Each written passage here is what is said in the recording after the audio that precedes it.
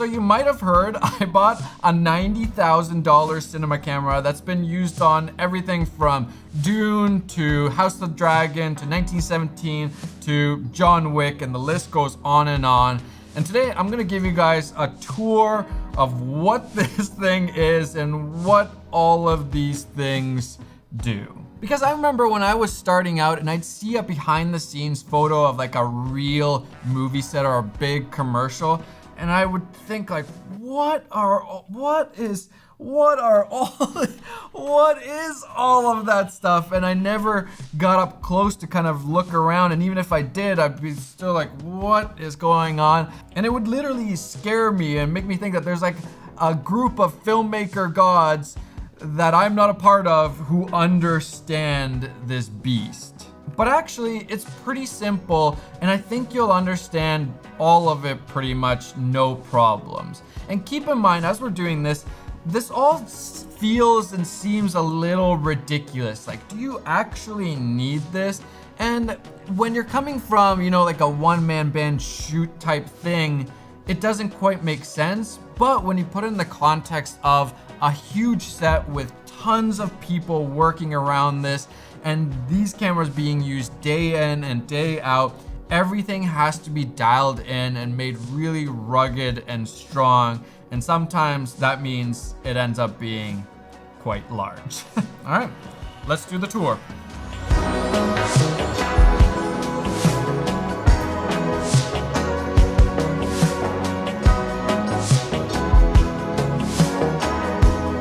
So this is the actual Arri Alexa Mini LF. This is the actual camera part, which, funny enough, really can't do anything by itself. The most expensive desk ornament you've ever seen. It's incredibly well built. The quality is just like so good. And it's actually not that heavy by itself.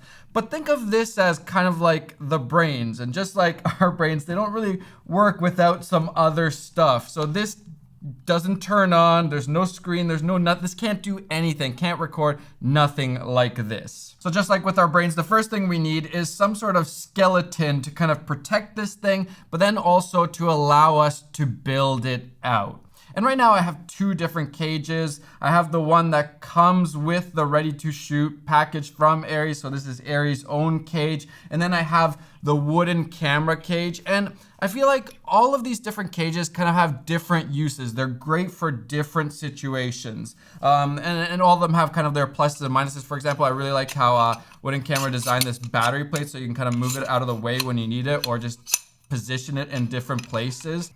No cage is perfect for every situation, but I think you're probably gonna end up seeing the Arri cage the most often if you see like a BTS photo or something like that. So that's the one I'm gonna build for you guys today. And it might look like a lot, but it's basically just like adult Lego, nothing crazy. All right, so first piece is this guy. And the Arri has its own screw holes built in, so the cage literally screws into the body, and that makes it really just like solid and robust. I'll show you guys in a second. All right, so that's the first piece on, kind of like the bottom part of the cage.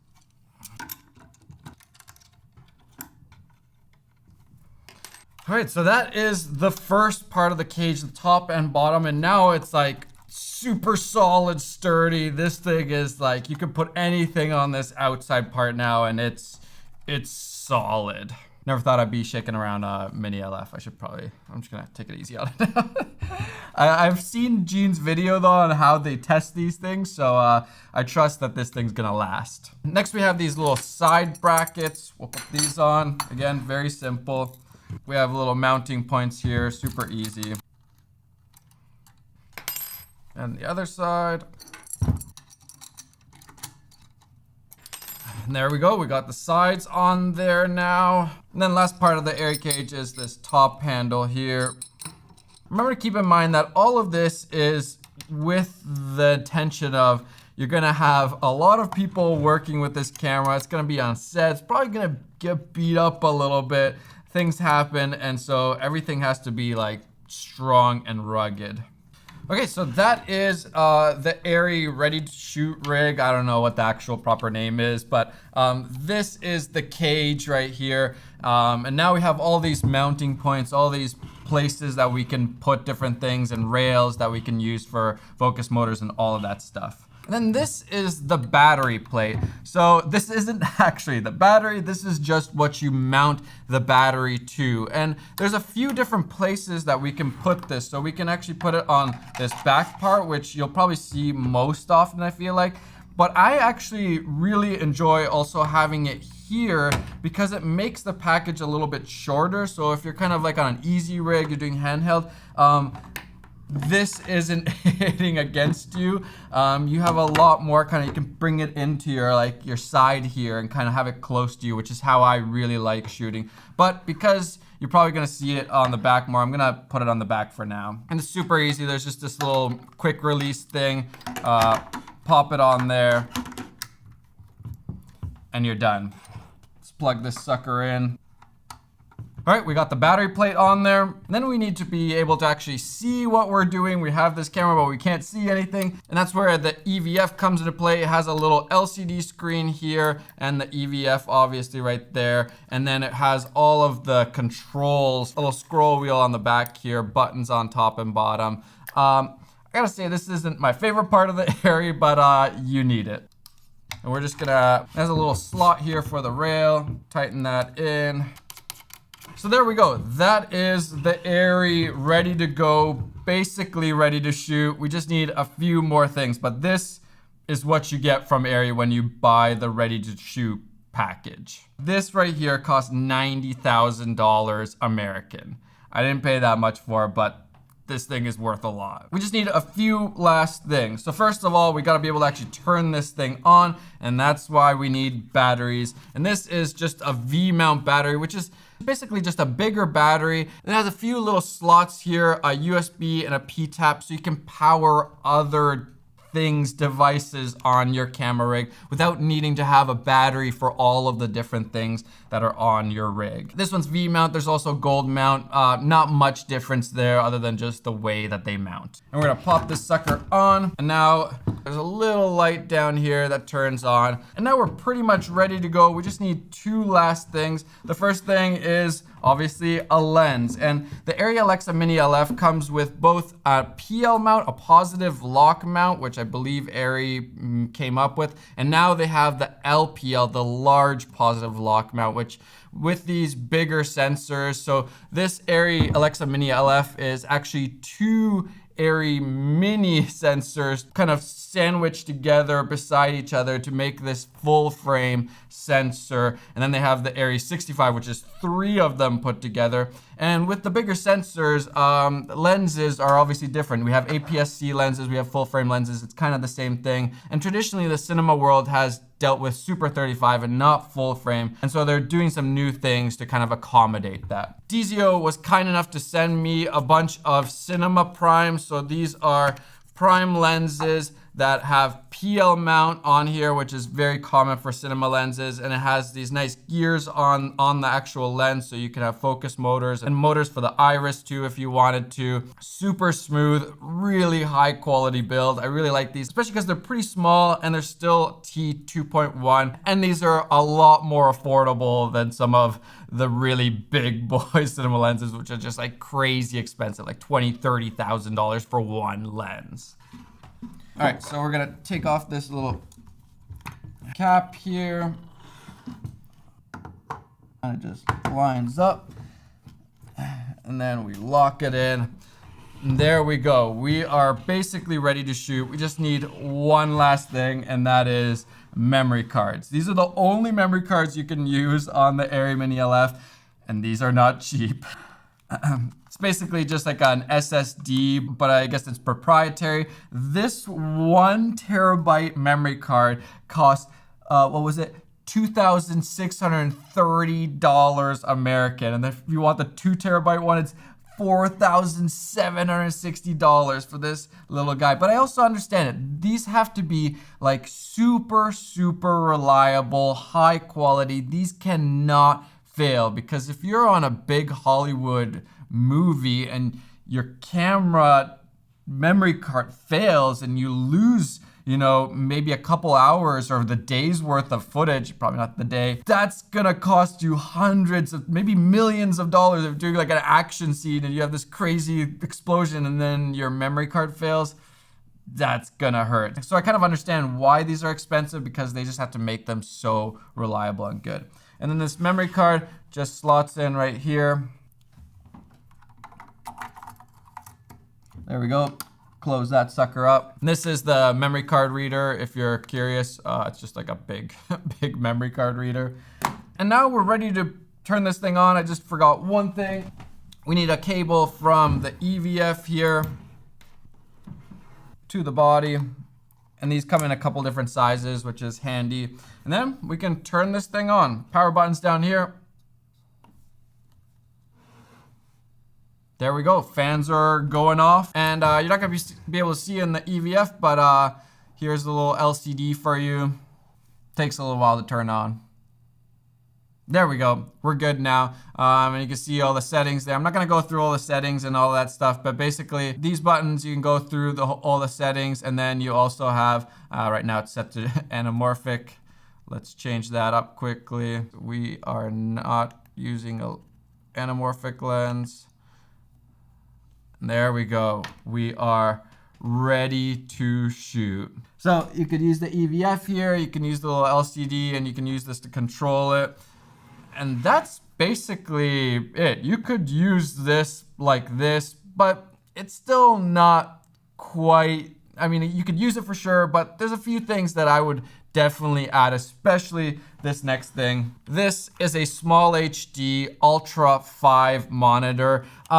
This LCD screen on here is not good at all. It's like so disappointing. Everything about ARRI is so high quality, and then this little LCD screen is like horrendous. I get it, they're not really using this, but like, it feels a little pointless. It could be just better quality in my opinion. And these SmallHD monitors are my favorites. They are built for us camera nerds. The monitor looks so good, and I still have my original first SmallHD monitor, the 502 I think it was called, from like 7 years ago, and I still use it. This is a little nicer though. I think it's 3000 nits, so it's super bright, really good contrast, great colors, 10-bit color on here, and it has basically every tool you can imagine for monitoring, from false color waveforms to vector scopes to focus assist, all of that stuff. Anamorphic desqueeze, looks, LUT,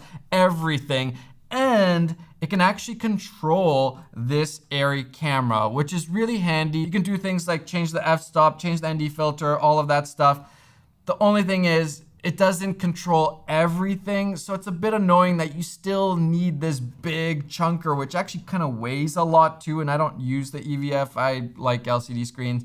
And so it just feels like a bit of a waste to have this on here. ARRI, please, I beg of you, can we just control everything from something like this monitor? That would be so nice. All right, so let's put this on. Actually, what I'm gonna do is I'm gonna move this EVF to the other side because I don't actually use it very much except for going through the menus, and I want my LCD screen to be here so I can see it really well. So I'm just gonna pop this off. Still trying to figure out what like my best setup for the areas, but I'm just gonna turn it around for now, make this quick and easy.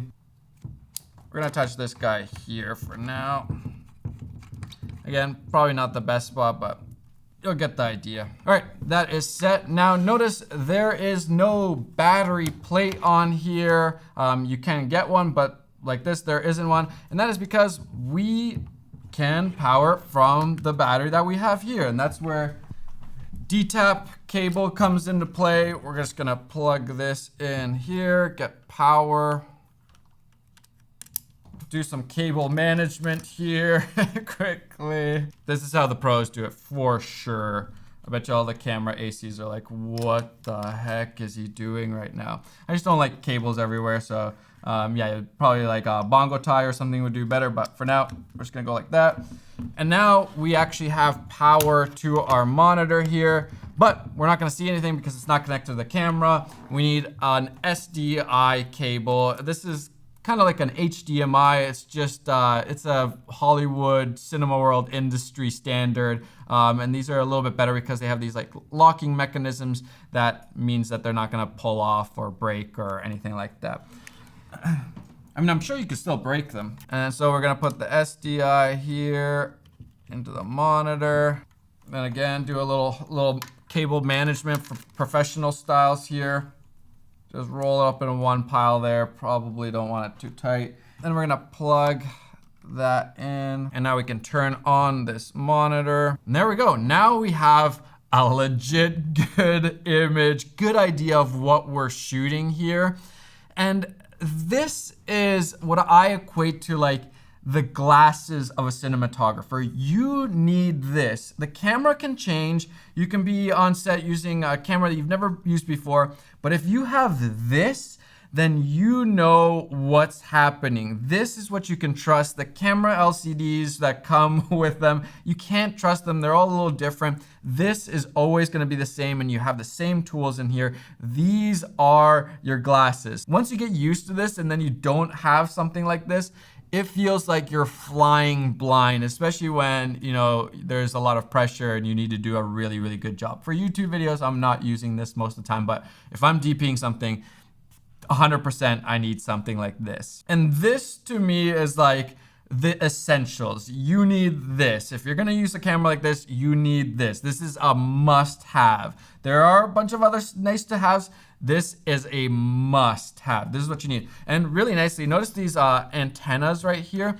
This small HD monitor also comes built in with Teradek wireless monitoring. So you can have another 5-inch or 7-inch or whatever. And now I can give this to the director and the director can see what's happening. It's coming straight from here, or you could use this to pull focus. This is a really nice system. It's already built into the monitor, so you don't have to have another thing on top to get the wireless monitoring going. And this one has the plate to just put the V-mount straight on here, which you could also put on here, but it's just so much nicer to just have one battery back here and power the whole thing. This little cable right here would be plugged in here, and that's how you control the Arri camera. I'm not gonna do it right now because I feel like probably a lot of people aren't gonna do that. Maybe they will, I don't know. I like it a lot, but yeah, I'm gonna leave it up for now. A few more things. These lenses are really nice for focus. Cinema lenses are great for focusing, but it doesn't really work that well if you're doing it with your hand. So you need something like this, a follow focus. Now this is just a plain old follow focus. You can also have wireless motorized follow focuses, which you would have a motor here and then you would be controlling like this from that remote monitor and you'd be focusing. That's how they usually do it on a big set. But if you're one man banding it, I realized I can just use this little rail that's for the EVF, and I can, now I have nice control over my focus. This isn't a must have. I feel like everybody has something like this or the wireless system, but it definitely helps a lot. It's just so much better for precision focusing, especially when the focus throw is so long, which is like how long it takes to spin the focus to get from infinity to close focus. And then probably the last thing that you're gonna see and you're gonna be like, what the heck is that? Is one of these, a map box. This one's from Wooden Camera. Very simple. This one's a clamp-on one. So it just clamps onto the front there. Boom, you're ready to go. And this is basically for two things. One is to pop in filters, so you can put filters in here instead of having it screwed onto your lens like we normally do. You'd pop them in here, and then this part right here just cuts sun from hitting your lens, so you don't get that washed out look, even though you got a bright light kind of coming at you. This would protect that. So this is basically what you would see, some version of this on a legit set. It might be bigger, it might be a little bit smaller, but this right here is basically it.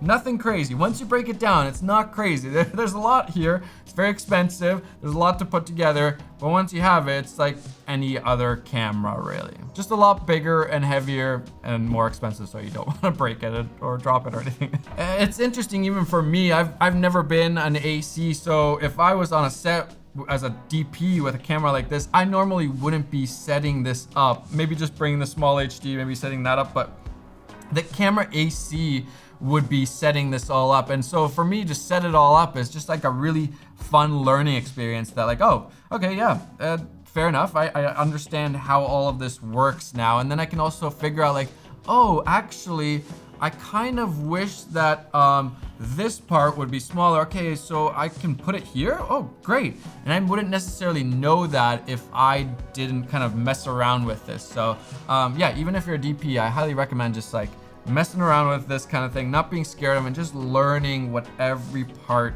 does. So yeah, now I guess I'm ready to go shoot now. All right, thanks guys for watching the video. I hope this was insightful. It's not as scary as you think. I was a little scared. You don't have to be scared. If you can get your hands on one of these, do it. Learn it. It's great. But yeah, even if you can get your hands on like a C500 or a C300, it's basically all the same stuff, just a little different. All right, I'm gonna be heading out to the LA screening of Itis. I Think I'm Sick with Danny, and so I will see you guys later. Okay, bye. Ugh. Does weigh quite a bit, but not too bad. On an easy rig, you'll be fine with this. All right, bye.